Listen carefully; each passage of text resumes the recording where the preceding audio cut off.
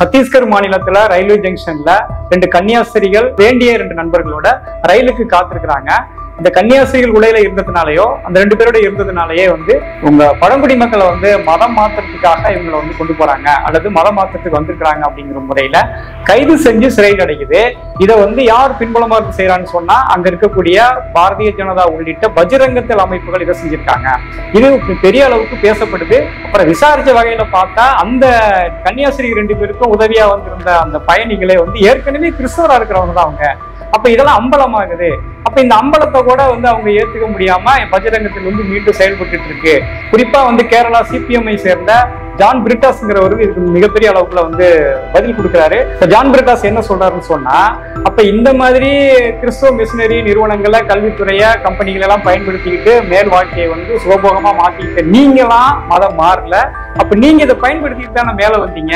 அப்ப இந்த ஏழை எளிய மக்களை அவங்களுடைய வாழ்க்கையில ஒரு சின்ன சின்ன நிவாரணங்களுக்காக செயல்படுறது தவறா அப்படின்னு அவர் கேள்வி கேட்கிறாரு. கிறிஸ்டின் மதமாற்றம் வந்துட்டான், முஸ்லிம் மதமாற்றம் வந்துட்டான் அப்படிலாம் சொல்லி இவங்க பல பிரச்சனைகளை உருவாக்குறாங்க. இந்த பிரச்சனை மூலமாக நாட்டுல மக்களிடையே நிறைய பிரித்தாள சூழ்ச்சியை பயன்படுத்தி மத மோதல்களையோ கலவரங்களையோ அல்லது கொலைகளையோ நடத்தி மிகப்பெரிய அளவுக்கு வாக்கு வங்கியை இந்து வாக்குகள், இந்துக்கு பாதுகாப்பு வந்தாச்சு அப்படிங்கிற முறையில வேலை செய்யறதுக்கு தான் திட்டத்தை போடுறாங்க.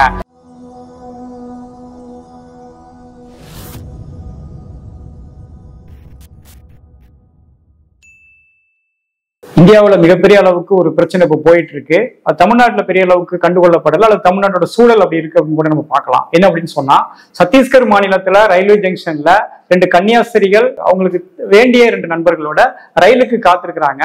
இந்த கன்னியாஸ்திரிகள் உடையில இருந்ததுனாலயோ அந்த ரெண்டு பேரோட இருந்ததுனாலயே சத்தீஸ்கர் ரயில்வே போலீஸ் ஸ்டேஷன்ல உள்ள அந்த காவலர்கள் நேரடியாக அந்த கன்னியாஸ்திரிகளை உங்க பழங்குடி மக்களை மதம் மாற்றத்துக்காக இவங்களை கொண்டு போறாங்க அல்லது மதம் மாற்றத்துக்கு வந்திருக்கிறாங்க அப்படிங்கிற முறையில கைது செஞ்சு சிறையில் அடைக்குது.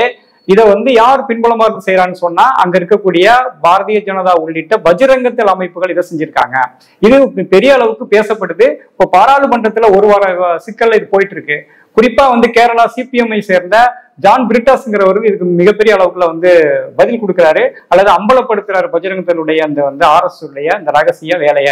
என்ன அப்படின்னு சொன்னா, பொதுவாகவே பழங்குடி மக்கள் மத்தியிலையோ அல்லது ஒடுக்கப்பட்ட, பிற்படுத்தப்பட்ட அல்லது ஏழை எளிய தாழ்த்தப்பட்ட மக்கள் மத்தியில அவங்களுடைய பாராமுகமா அவங்க வாழ்க்கை இருக்கு. அந்த வாழ்க்கையை நாங்க பார்க்கணும் அப்படிங்கிற முறையில நீண்ட காலமா உலகதழுவிய அளவுல பல யுகங்களா வேலை செய்யறதுல கிறிஸ்தவ மிஷினரி அமைப்புகள் அந்த அடிப்படை தேவைகளை, அவங்களுடைய நோய், அவங்களுடைய கல்வி, அவங்களுடைய உடை, உணவு போன்ற அடிப்படை வேலைகள்ல அவங்க ஈடுபட்டு வர்றது உலகறிந்த விஷயம். இது இப்படி வந்துதான் இந்த மனித சமூகத்திலே பல்வேறுபட்ட மாற்றங்கள் நடந்தது. குறிப்பா இந்தியாவில விதிவிலக்கல்ல. அவங்க என்ன சொல்றாங்கன்னு சொன்னா, பாரதிய ஜனதாவுல இன்னைக்கு முன்னணி தலைவர்களா இருக்கக்கூடியவங்க, அமைச்சர்களா இருக்கக்கூடியவங்க மிகப்பெரிய அளவுக்கு கார்பரேட் நிறுவனங்கள்ல செயல்படக்கூடிய நபர்கள் எல்லாமே இந்த கிறிஸ்தவ மிஷினரி அமைத்து கொடுத்த முதல் கல்லூரிகள்ல, பள்ளிகள்ல படிச்சவங்க தான். அப்ப நீங்க படிச்சு மேல வருவீங்க. உங்களுடைய குழந்தைகள், உங்களுடைய பேர குழந்தைகள்லாம் வெளிநாடுகள்ல கிறிஸ்தவ நிறுவனங்கள்ல, அதாவது நம்பர் 1 கிறிஸ்தவ நிறுவனங்கள்ல படிக்கும், மேல போகும், பொருளாதார ரீதியா அவங்க வாழ்க்கையை செம்மையா அமைச்சுக்குவாங்க. இப்ப ஜான் பிரிட்டாஸ் என்ன சொல்றாருன்னு சொன்னா, அப்ப இந்த மாதிரி கிறிஸ்தவ மிஷினரி நிறுவனங்களை, கல்வித்துறைய, கம்பெனிகள் எல்லாம் பயன்படுத்திக்கிட்டு மேல் வாழ்க்கையை சுலபோகமா மாத்திக்கிட்டு நீங்களாம் மதம் மாறல. அப்ப நீங்க இதை பயன்படுத்திட்டு தானே மேல வந்தீங்க. அப்ப இந்த ஏழை எளிய மக்களை அவங்களுடைய வாழ்க்கையில ஒரு சின்ன சின்ன நிவாரணங்களுக்காக செயல்படுறது தவறா அப்படின்னு அவர் கேள்வி கேட்கிறாரு. அவர் கேள்வி நிறைய உண்மைகளை முன் வச்சிருக்கு. அப்ப இந்த மாதிரி விஷயங்களுக்காக செயல்படக்கூடிய இந்த கன்னியாஸ்திரிகள் அல்லது இந்த மாதிரியான எண்ணங்கள் கொண்ட நபர்களை சமூக நீதியோட இருக்கக்கூடிய நபர்களா அவங்க பார்த்துதான் இந்துத்துவ RSS மனநிலை கொண்ட அமைப்புகள் இந்தியா முழுவதும் பெரிய அளவுக்கு தாக்கப்படுது. கடந்த காலத்துல மிகப்பெரிய அதாவது ஒரு பாதர் அடிச்சு அவர் மேல சிறுநீரை கழிச்சது, அந்த மாதிரி எல்லாம் நம்ம பார்த்திருந்தோம். இங்க நம்ம தஞ்சாவூருக்கு பக்கத்துல திருக்காட்டுப்பள்ளி பக்கத்துல லாவண்யா அப்படிங்கிற ஒரு பொண்ணு ஒரு +2 மாணவி இறந்து போறாங்க. அது குடும்ப பிரச்சனைல இறந்து போறாங்க. அங்க மதமாற்றம் பண்ண வந்துட்டானுங்க கிறிஸ்தவர்கள். அதனால இந்த பிரச்சனை சொல்லி ஊடகத்துல பேசி கடைசியா CBI வரைக்கும் போய் ஒண்ணுலாம் முடிஞ்சது. அப்ப இந்த மாதிரி இந்தியாவுல பல பிரச்சனைகள், அதாவது இருக்கக்கூடிய பிரச்சனைகள் வேலை இல்ல, கூலி இல்ல, சரியான வாழ்க்கை இல்ல, GST பிரச்சனை, ஏராளமான சிக்கல்கள் இருக்கு. இளைஞர்களுக்கு அன்றாட காட்சியை வாழ்ந்துட்டு இருக்காங்க. அவங்க சொமாட்டோவிலையும் ஸ்விக்கிலையும் வேலை செஞ்சுட்டு இருக்காங்க. பெண்களுக்கு பாதுகாப்பு கிடையாது. ஒரு நாள் பிரச்சனை, சாதி பிரச்சனை எல்லாம் ரெக்க கட்டி பறந்துகிட்டு இருக்கு. இதையெல்லாம் போட்டு மறைக்கிறதுக்காக குறிப்பா பீகார்ல இன்னைக்கு பல லட்சம் பேருக்கு வாக்குரிமை இல்ல, குடியுரிமை இல்ல அப்படின்னு பேசக்கூடிய தேர்தல் ஆணையத்துடைய வந்து நரித்தனமான வேலைகள், இதையெல்லாம் மூடி மறைக்கிறதுக்காக பக்கத்து மாநிலங்கள்ல வந்து எது வந்து சம்பந்தம் இல்லாத பிரச்சனையோ அதை கொண்டு வந்து சென்சிட்டிவான விஷயங்கள்ல ஏற்கனவே இந்த மக்களுக்கு வந்து மத நிலையை வந்து ஊட்டி வச்சிருக்கிறத பயன்படுத்திக்கிட்டு வந்து கிறிஸ்டின் மத மாத்தம் வந்துட்டான், முஸ்லிம் மத மாத்தம் வந்துட்டான் அப்படின்லாம் சொல்லி இவங்க பல பிரச்சனைகளை உருவாக்குறாங்க.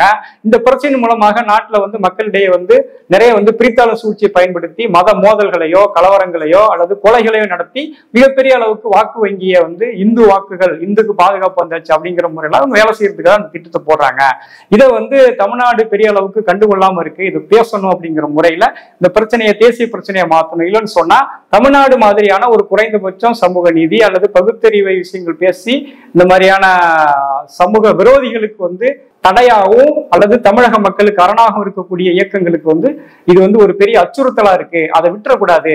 உடனடியாக அதுல வந்து மக்கள் வந்து தன்னுடைய கருத்தை வந்து பேசுற அளவுக்கு இயக்கங்களும் வந்து செயல்படணும். எனவே வந்து இந்த மாதிரியான கன்னியாஸ்திரிகள் அல்லது வந்து மதம் சார்ந்த அல்லது மதம் சார்ந்த இயல்பிலே மதம் சார்ந்த மக்களுக்காக செயல்படக்கூடிய சுதந்திரமான இயக்கங்களுக்கு எல்லாம் ஜனநாயக உலகத்துல நிறைய வந்து வாய்ப்புகள் இருக்கு, வரம்புகள் இருக்கு. அந்த அளவுல அவங்க எல்லாம் வந்து அனுமதிக்கணுமே ஒழிய யாரோ ஒருத்தர் வந்துட்டாங்க அவங்க வந்து மதம் மாத்திட்டு வந்துட்டாங்க அப்படின்னா சொல்ல முடியாது. ஏன் அப்படின்னு சொன்னா அவங்கதான் அந்த மக்களுக்கு வந்து தீர்வா இருக்கிறாங்க. அப்புறம் விசாரிச்ச வகையில பார்த்தா அந்த கன்னியாஸ்திரி 2 பேருக்கும் உதவியா வந்திருந்த அந்த பயணிகளே வந்து ஏற்கனவே கிறிஸ்தவரா இருக்கிறவங்க தான் அவங்க. அப்ப இதெல்லாம் அம்பலமாகுது. அப்ப இந்த அம்பலத்தை கூட வந்து அவங்க ஏத்துக்க முடியாம பஜ்ரங்கத்தில் வந்து மீண்டும் செயல்பட்டு இருக்கு. கடந்த ஒரு வருஷத்திலே வந்து ஏறத்தாழ 800 வழக்குகள் வந்து இந்த இந்துத்துவ அல்லது பிஜேபி அமைப்புகளால இந்த கிறிஸ்தவ அமைப்புகள் மேல வந்து தொடுக்கப்பட்டிருக்குன்னு சொல்றாங்க. அப்ப எந்த அளவுக்கு காழ்ப்புணர்ச்சியோடு இருக்காங்க. ஏறத்தாழ 1000 வழக்குகள் 800ங்கிறது. அப்ப 1000 வழக்குகளை ஒரு மனிதநேயம் மிக்க வேலை செயல்படக்கூடிய பணியாளர்கள் மேல வந்து சுமத்துறான்னு சொன்னா இவன் எந்த அளவுக்கு கண்ணியா வந்து ஒரு அமைப்பு மேல அல்லது வந்து குறிப்பிட்ட சமூகத்தின் மேல இருப்பான். அப்ப எனக்கு அடிமையா இருக்கணும், எனக்கு வந்து காலங்காலமா வந்து சேவை செய்யற நபர்களா இருக்கணும், நான் நடத்தக்கூடிய அனைத்து மனித ஒடுக்குமுறைகளுக்கு உட்பட்டவனா இருக்கணும், அவன் வந்து என்னிடம் இருந்து விடுதலை பெறக்கூடாது, அதுக்கு உன்னுடைய உபதேசங்களும் உன்னுடைய அறிவும் உன்னுடைய கல்வியும் உன்னுடைய வேலை வாய்ப்பும் அவனுக்கு வந்து வாய்ப்பா போயிடக்கூடாது, எனக்கு தான் அவன் அடிமையா இருக்கணுங்கிறதுக்காக திட்டமிட்டு இவங்க மனிதர்களோட நெருங்குகிறவர்களை வந்து விட்டுறாங்க. அதாவது அவன் எங்கிட்ட அடிமையா இருக்கு, நீ விட்டுரு, அவன் விலங்கு, நான் மனிதன் அவன் விலங்கு, இங்க வந்து இது இயல்பு அப்படின்னு சொல்லி இந்த மதம் அப்படிங்கிற ஒரு சாயல் பூசி பேசிட்டு இருக்காங்க. அடிப்படையில ஒட்டுமொத்த ஒடுக்கப்பட்ட தாழ்த்தப்பட்ட பிற்படுத்தப்பட்ட அல்லது வந்து பழங்குடி மக்களுக்கெல்லாம் இந்த நாட்டுல வந்து யாரு வந்து ஆதர்சமான நபர்கள் சொன்னா ஜனநாயகம் பேசுறவங்க, மனித உரிமை பேசுறவங்க தான் வேணுமே ஒழிய இந்த சனாதன சாதிய வர்ணாசிரம முறையை பேசக்கூடிய RSS பின்புலம் கொண்ட பிஜேபி இன்னும் பல்வேறுபட்ட அந்த இந்துத்துவ அமைப்புகளை வந்து தொடர்ந்து வந்து சந்தேகிக்கணும் அல்லது வந்து அவங்க நம்மளோட இருக்கிறதுக்கு எந்த காலத்துல அனுமதிக்க கூடாது. நாம் பார்க்கிற இடத்துல இருந்தால் கூட அவங்களை வந்து புறக்கணிக்கணும். அவங்களுடைய இந்த மாதிரியான இடம் கிடைச்சா அந்த இடத்துல வந்து கலவரத்தை நடத்துறதுக்கான முனைப்போட இருக்கிறாங்க. அதெல்லாம் பார்த்து அம்பலப்படுத்தி புறக்கணிக்கணும். இதை மக்கள் மத்தியில் வந்து நம்ம பேசணும் அப்படின்னு கேட்டுக்கிறோம். நன்றி.